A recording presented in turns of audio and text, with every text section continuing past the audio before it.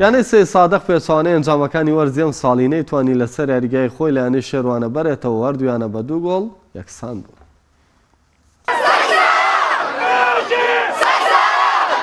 لە هەفتەی 22 خولی نایەبی کوردستان یانەی سید سادق میوانداری یانەی شێروانەی کرد. سید صادق لە یاریگەی خۆی دەویست بردنەوە تۆمار بکات و 3 خاڵی یاریەکە بەدەست بێنێت. یانەی شێروانەش دەویست لە یاریگەی سید صادق 3 خاڵی گرنگی یاریەکە بەدەست بێنێت.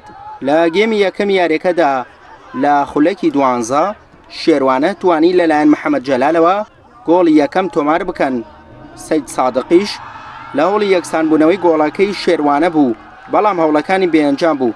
گێمی یەکەم یاریەکە بەو تاکە گۆڵی شێروانە بە کۆتا هات. لە گێمی دووەمی یاریەکەدا سید صادق دەویست قەرەبووی شکستی گێمی یەکەم بکاتەوە و توانی لە خولەکی 75 ئەحمەد حوسێن گۆڵی یەکسانبوونەوە تۆمار بکات.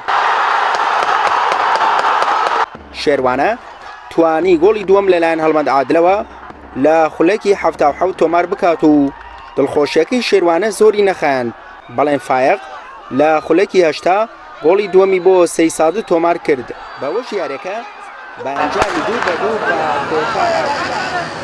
بەڕاستی ئەتوانم بڵێم ئەمڕۆ یەکێ بوو لە هەرە یاری خراپەکانی یانی وەرشی سید سایق. بەڕاستی زۆر تیپەکەمان گێمی یەکەم خاستن زۆر بە لاوازی دەرکەوتین، بەڵام سواز بخوای گەورە هەرچەنێ ئێمە لە بیدای یاریەوە سەندای پێکان بوو، بەڵێنە ژێرشبەرەکەمان با بڵێن هەر پێکان بوو، بەڵام سواز بخوای گەورە دوای گێمی یەکەم کە تەواو بوو توانیمان ئیشکی لەسەرەوە هەڵانی کە هەمان بوو بگەڕێنەوە ئەجوای یاریەکە.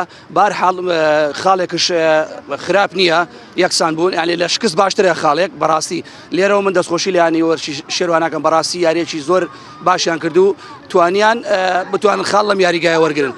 بەڕاستی ئەم یەکسان بوونە لە یاریگای سید سایق توانین بڵێن تایم برنەوەیە و ئەشمان توانی یاریەکە بەرینەوە. بەڕاستی یارێکی زۆر باشمانەکە دەستخۆشی لەسەر جەم یاریزانەکانەکەم و من قسە لە بڕیاری ناو جوانە ناکەم، بەڵام گۆڵی سێمان کردو ڕەنگە گومانەکەم دواتر تەماشای ڤیدیۆگامەکە تو احتیمالە ئەو گۆڵەکە ڕەفز کرا تەسەوڕەکەم ئۆفساید نەبێ، بەڵام بەگشتی ئەمە یاریێکی زۆر باشمان ئەنجامدا. بتوانێتەوە سید سایق کۆی ئەو خاڵانەی کە کۆی کردێتەوە لەم خوڵی ئەمساڵ هەموو خاڵەکانی لەم یاریگای خۆیان کۆکرێتەوە، لە دەرەوەی یاریگای خۆی ئەبینی زۆرینەی یاریەکانی لە دەرەوەی یاریگای خۆی تووشی شکست بووە.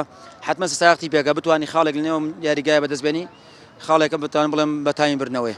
یانەی سید صادق تا ئێستا 21 یاری ئەنجامدا و خاوەنی 32 خاڵە و یانەی شێروانی کەلار لە 21 یاری تەنها 23 خاڵیان کۆ کردووەتەوە. سوێ محەممەد، کەناڵی ئاسمانی پەیام، سید صادق.